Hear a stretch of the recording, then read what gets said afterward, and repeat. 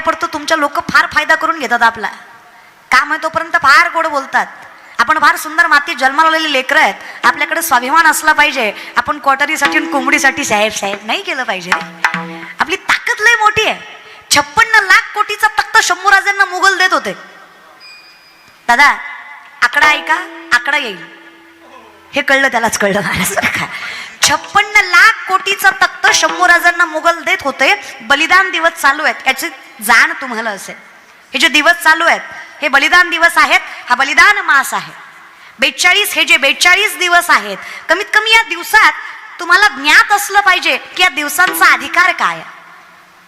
तुम्हाला जगायचं कळेल रे. एकदा इतिहास वाचा, एकदा शिवराय वाचा, एकदा शंभूराज, एकदा ज्ञानोबा, एकदा तुकोबा, एकदा जनाई मुक्ताई वाचा. पाया पडतो तुमच्या. औरंगजेबाचे जर सिंहासतचा त्याच्या संपत्तीचा विचार केला, हिंदुस्थान म्हणजे त्याच्या सिंहासतचा 1/3 भाग होता. अखंड हिंदुस्थान त्याच्या संपत्तीचा 1/3 भाग होता. एवढा श्रीमंत औरंगजेब होता. शिवरायांच्या निधनानंतर त्यांना वाटलं,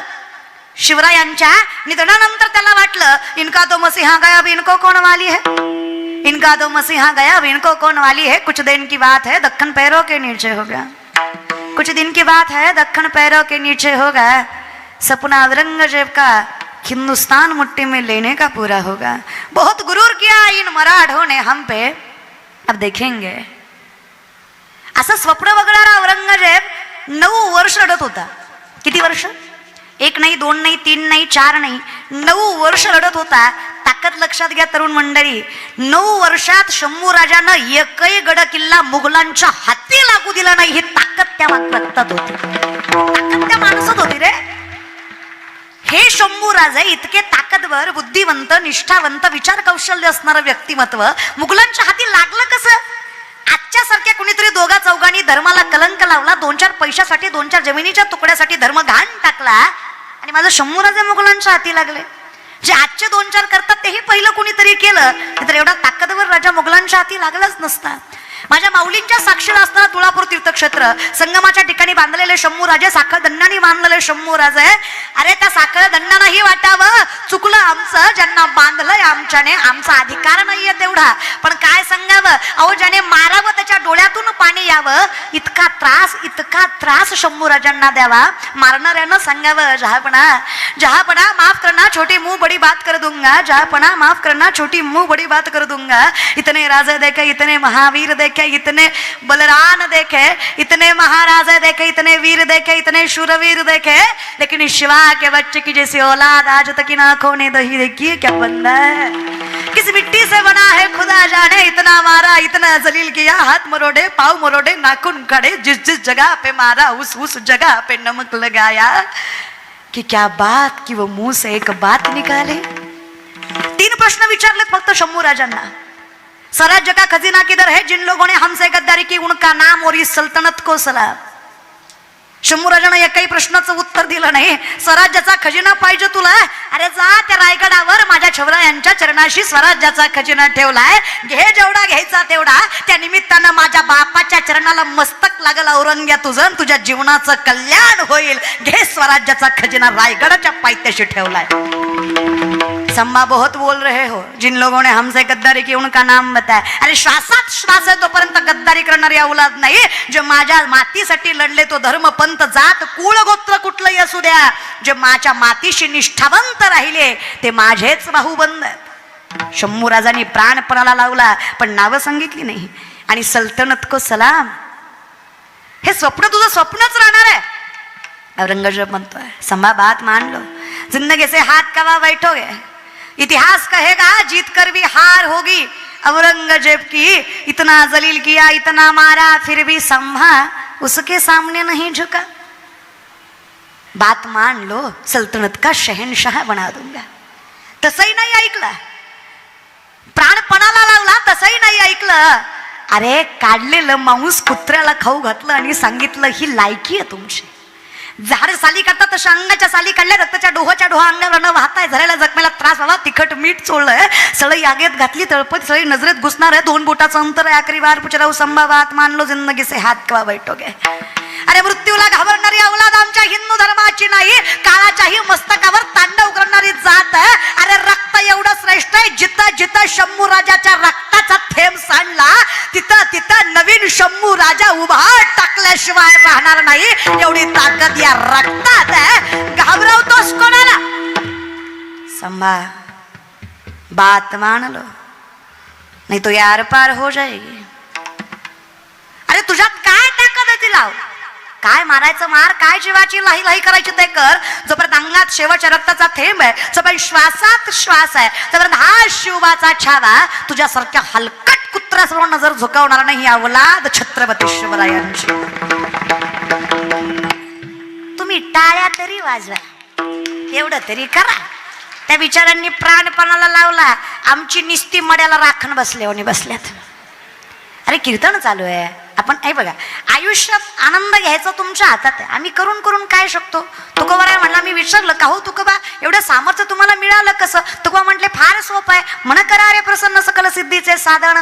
मन व्यवस्थित असलं, जाग्यावर असलं का हे मन इतकं बेकार आहे. विवेका ते भुलवी, संतोषाशी चाड लावी, बैसीची तरी हिंडवी दाही दिशा. विवेकाला विसरायला भाग पाडतो, संतोषाला चाड लावतो, बसल्या जागी फिरवतं, ते मन आहे. बहुचंचल चपळा, बहुचंचल चपळा, बहुचंचल चपळा, बहुचंचल चपळा, बहुचंचल चपळा, बहुचंचल चपळा, बहुचंचल चपळा, बहुचंचल चपळा. येताचा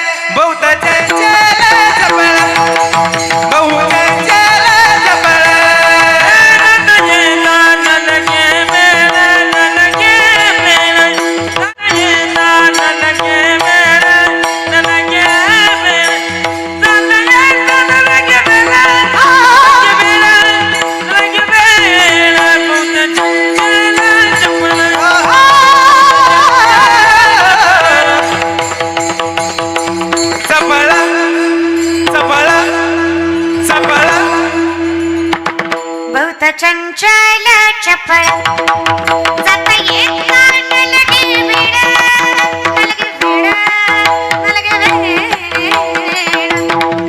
बघू चंचल चपळ, बघू चंचल चपळ चपळ.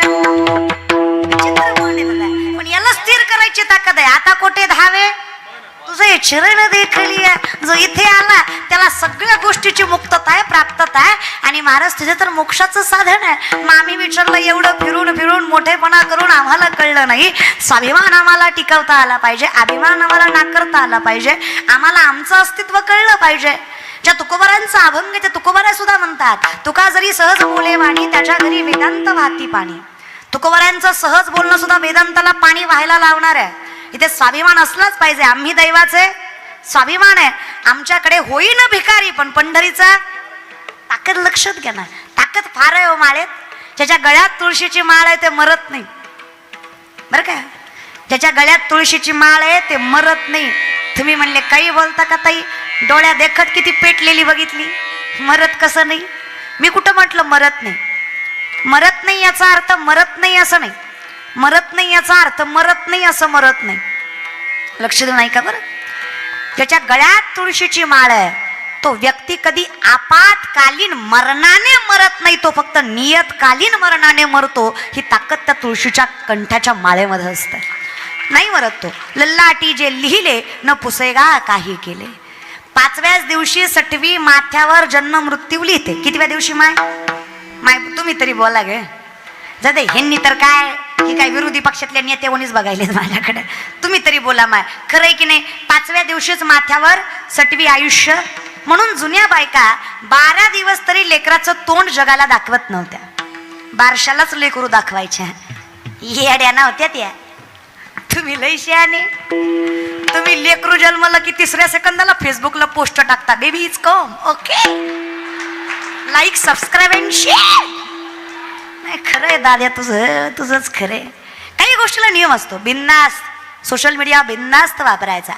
आपले धर्म, आपले समारंभ, आपले सण, आपल्या परंपरा, आपल्या संस्कृत्या बिनधास्त टाकायच्या. कोणाला घाबरायचं नाही, काही नाही, काही नाही. पण ज्या गोष्टीमुळे आपल्या संस्कृतीला इकडे तिकडे लागेल तसं नाही टाकलेलं आपल्यासाठी चांगलंच आहे. धर्माचं पालन करणे, पाखंड खंडन, याची आम्हा करणे काम, वीज वाढवावे नाम. जेवढं जमेल तेवढं चांगलं करूया, हे की नाही ग मा. म्हणून माऊली म्हणतात अगदी त्याच लिहिल्याप्रमाणे, त्याच अक्षराप्रमाणे तुम्हाला जगवायची ताकद त्या पांडुरंगाच्या तुळशीच्या माळेमध्ये आहे, त्या कपाळाच्या गंधामध्ये आहे. कपाळामध्ये जो गंध लावला जातो, इथे चेतनाशक्ती असते माणसाची. चेतनाशक्ती, इथून पॉझिटिव्हिटी निर्माण होते, सकारात्मक भावना निर्माण होते. माणसाची सगळी तंत्र इथून चालली जातात. हे सगळं सायंटिफिकली बरं का. तुम्ही जर इथे गंध लावलात तर तुमच्या डोक्यात वाईट विचार पटकन येणार. म्हणून कपाळाला हिंदू धर्मामध्ये, सनातन धर्मामध्ये गंध लावतात. लावीत जा बरं का भावांनो, लावत जा. मी म्हणते म्हणून तरी लावीत जा. कमीत कमी उद्या परवा कुठं धडकाला मिळाला तर शेजार पाजारच्याला कळावं कुठल्या गँग मधला आहे, नेमका पुरायचा का जाळायचा एवढं तरी त्याला मिळ लागावा. त्याच्यामुळे तरी लावत जा. काही गोष्टी आपापल्या पाळायच्या रे, स्वाभिमानाने. आपले पोशाख, आपली संस्कृती पाळायची. पण आमचं कसं आहे ना, आम्हाला 14 फेब्रुवारी माहीत आहे पण आषाढी कार्तिकी माहीत नाही. आम्हाला 25 डिसेंबर माहीत आहे पण समाधी सोहळा, तुकाराम बीज माहीत नाही. कधी कधी वाईट वाटतं बरं का दादा. तुम्ही वाईट आहे तसं नाही, कौतुकाने सांगेल उमा दादा, कौतुकाने सांगेल सगळीच पोरं वाईट नाहीत. आज हे सप्ते गावोगावात उभे टाकतात. पंक्ती वाढण्यापासून, पत्रवाळ्या उचलण्यापासून, तंबू ठोकण्यापासून, काढण्यापासून, सजावट करण्यापासून, लोकांना आणण्यापासून, नेण्यापासून, अरे 80% सप्ताह तरुण पोरांच्या जीवावर उभा टाकलेला असतो. हा सप्ताह फक्त तरुण पोरामुळेच संपूर्ण होतो. सगळेच वाईट आहे तसं नाही. 2-4 वाईट सोडले तर 80-90% पोरं महाराष्ट्रातली चांगली आहेत. माझा महाराष्ट्र एवढा वाया गेलेला नाहीये. या शेतकऱ्याच्या पोराला बापाच्या फाटलेल्या धोत्राची, माईच्या फाटलेल्या पदराची जाण आहे. कौतुक वाटतं मला. अरे शेतकऱ्याची पोरं अर्ध कॉलेज करतात, अर्ध्या कॉलेज नंतर लोकांच्या कामाला जातात. अरे नाही, जेवढं जमेल तेवढं, जसं जमेल तसं स्वतःचा छोटा मोठा व्यवसाय टाकतात. अरे कष्टाने कमवतात, हिमतीने उभे टाकतात. किती अपयश आलं खचत नाही. आणि ही शेतकऱ्याची पोरं ज्या भावकीनं आपल्या आईबापाची लाच खाल्ली ना, त्या भावकीच्या डोळ्या देखत मायबापाला स्वर्ग सुख द्यायची ताकद ठेवतात त्यांच्या स्वतःच्या स्वकर्तृत्वावर.